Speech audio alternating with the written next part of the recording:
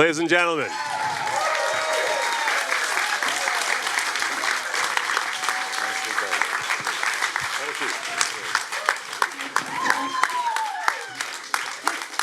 Have a seat, folks. Relax. Thank you for staying. We're going to chat for about 15 minutes. Okay. And then Kenny's going to talk. And then I believe we're going to hear some music. So let me just start by saying congratulations. Thank you.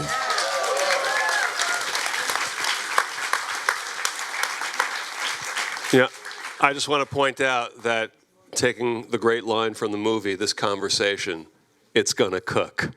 Okay. That moment, I'm just going to start with that. When the guy is chatting you up near the end about the TV show. Oh, yeah. And then that is worth the price of admission. Oh, yeah, that's good, right? That's perfect. Those were the guys that we would meet on the scene all those years. Always guys like scheming big deals. And, okay, fine, give me the card. And we're happy to do it. That look is the look of being in the music business for forever. Forever, right. And hearing everything possible. Right. There are so many beautiful little moments in that film. I'm just going to pick out one, and that is you're in the record store, and you start singing, both of you start singing, and then you hug him, and hold all calls. We have a winner at that moment. Because that was a song, a record. I used to collect records. I can't really see everybody, but thank you for coming. I believe some people in the audience have collected records as well. Okay. And I had that record, do, do, do, do, do, do, do, Be Sure My Love. And, you know, I would listen to it as a kid in that. And then I didn't know that Cleveland was singing the harmony part with the lead singer. Right. And Richard Blandon, who wrote those songs. When you think about that unto itself, just being able to write those kinds of songs was an incredible feat. And to distinguish a song, even though you might say, well, a lot of the songs have the same chords, but really to be able to distinguish one song from another. Absolutely. So when the guy Bob at the House of Oldies was going through the records of the dubs, and he says Cleveland said, I did the harmony with him, and I thought, oh my God! And he started singing, and I just had to hug him. But also the notion of when you ask how much does that album, or the guy says how much does the album go for. And that's a perfect moment because it's sweet and it's also quite bittersweet. Right. Because these guys saw, if not even penny one. No, they didn't see anything. Yeah. All right, so in terms of the creation of this beautiful film, all right, is there an original idea? Is there a moment where it crystallizes for you, I love this music, I know these people, better start getting their stories on film. Right. Well, you know, these guys were my heroes, you know, as a kid. And then we started out singing on the street corners, and these are the songs that we would imitate. But then when we went into Manhattan on the subway, we wound up at the Brill Building with Jerry Lieber and Mike Stoller. As I say in the film, they already had a different scene going on. And so they made a record with us. And the second record that they made was She Cried. And I remember being in the room when that record was being made. It was live. And it's you know, I've watched this film a few times, and if this music wasn't a killer, which it is, there'd be no film. If this music was crap, then there's no way that. But it's not. This is so extraordinary how these records were made. they came into the room, and they had a couple of guys from Birdland needed to make a few dollars. These were professional jazz musicians, and they were born in 1904. And these kids were born, in the 40s, and that amalgam of the two worlds colliding made these incredible records. And I just want to state for the record, since I'm a journalist, so I try and deal in facts, you were not born in 1904, correct? Not this time. Okay. And so the idea of getting footage, and not just footage, I mean, the amount of archival footage you've got is, the task must have been Herculean. Yeah. But also the idea of getting footage with them kind of behind the scenes, and was everybody kind of okay with that right from the get-go? Yeah. Oh, yeah. They were happy to talk about it. Yeah. No one had shown up on their block to talk about this for a long time. And to me, it was, as a filmmaker, you see other filmmakers and you realize that they're storytellers. And I always knew that this music was a special music, and there was a special time in our lives. And I wasn't in the position to talk about it. And then as maybe 10 years ago, I had this idea to figure out, try to how to do it. And I guess that I had to go visit these people and get their stories. And I realized that if I didn't do it, and I'm not saying this egotistically, I realized that if I didn't do it, it was going to be gone, and no one would ever know what took place here. People think that the Beatles, started. Right. Not that there's anything wrong with the Beatles, but they think that that's how music started. Right. And also, you spoke the language, and they would trust you because you knew the language. Well, that's true. I mean, they knew that I loved the music, and they knew that I loved them, and I felt it back from them. You see, Wally Roker, he's such a beautiful man, and Eugene Pitt, and we became friends, and we spoke the same language. Are there times, are there years when you have the footage, and it's at your home, and you're wondering, is this ever going to be something or not? Well, of course. There are many pieces of the puzzle that have to come into play in order for you to actually do this. There's lots of doubt. Is this going to be any good? And can we get this song?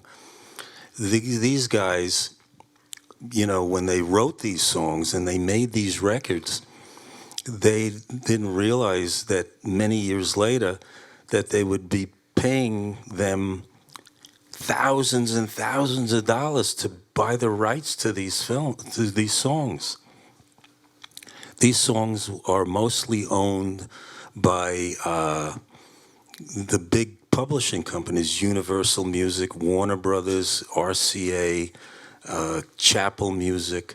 All the big companies have bought up all of these songs. So do you go into it and the interviews and spending time with them already knowing this is going to be a film, if it becomes a film, about love, a love of this music, but it's also going to be a bittersweet story because these people were incredibly popular at their time, and then the bottom just fell out, and they did not really see Penny One.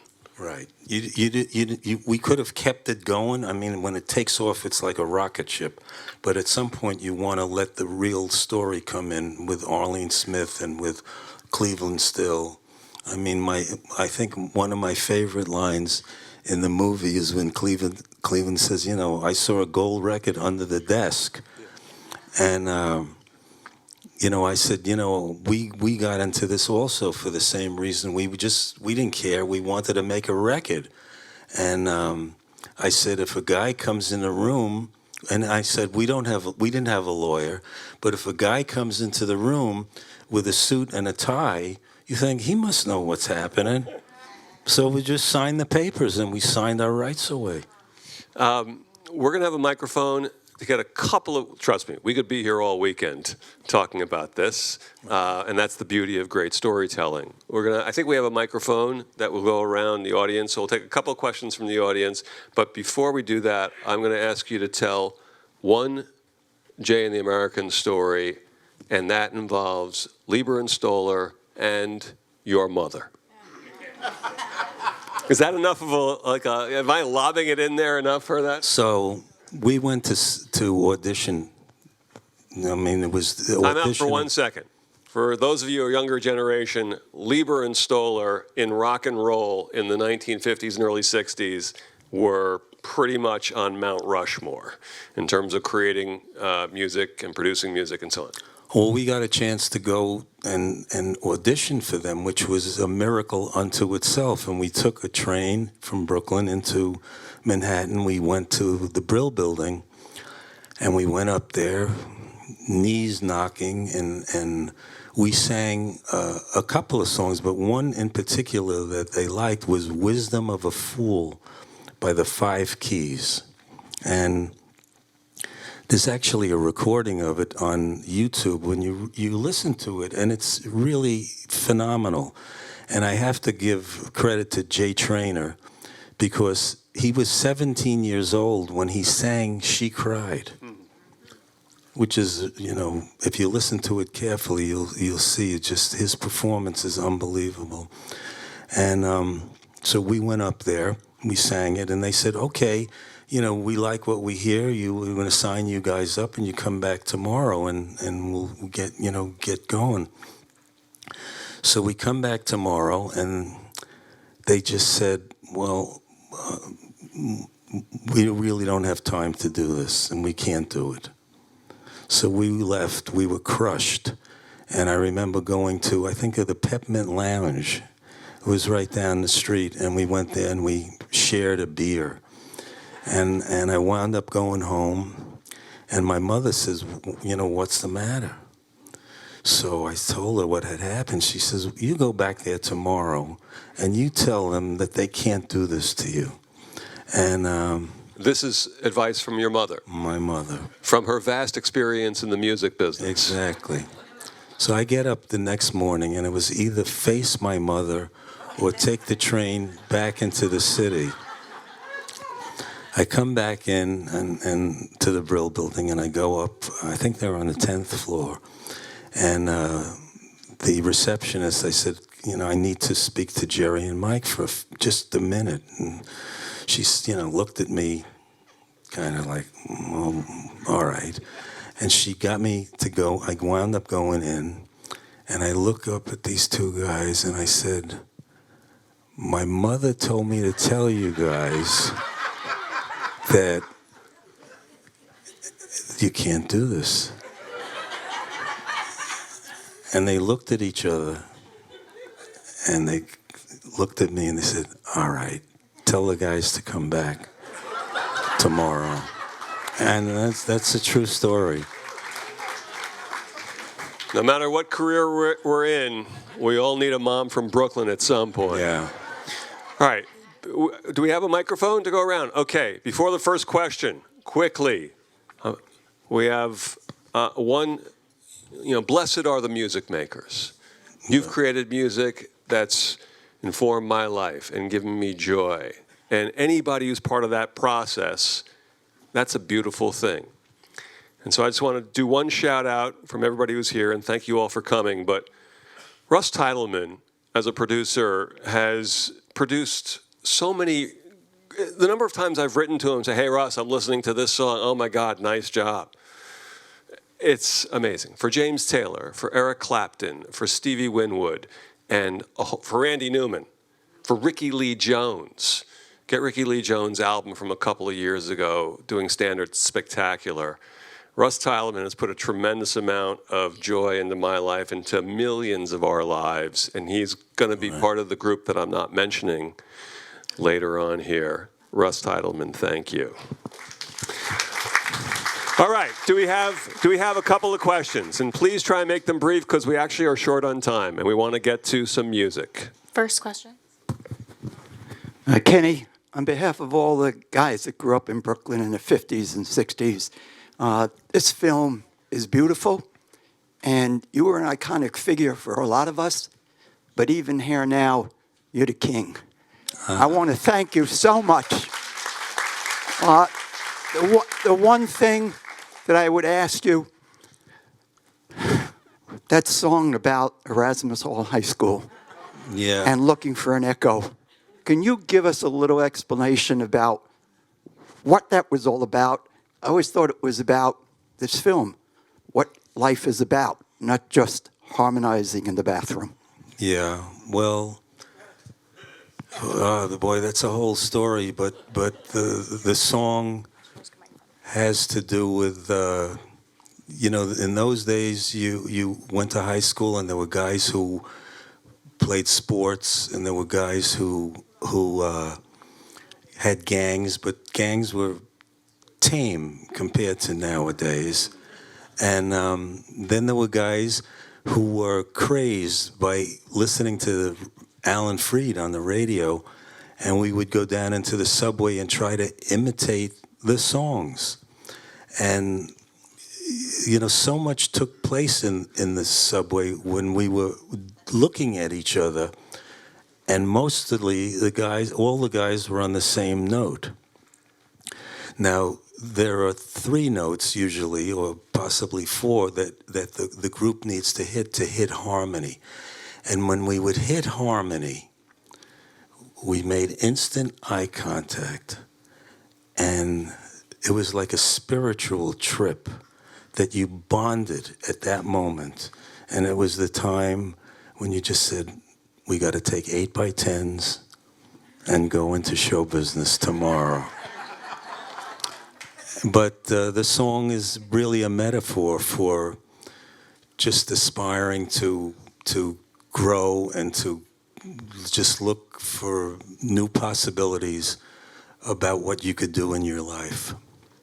Let's take 1 or 2 more questions. Yes, up top, please. Hi. I know there's a history of the industry kind of screwing the musicians. It's kind of a historical dynamic.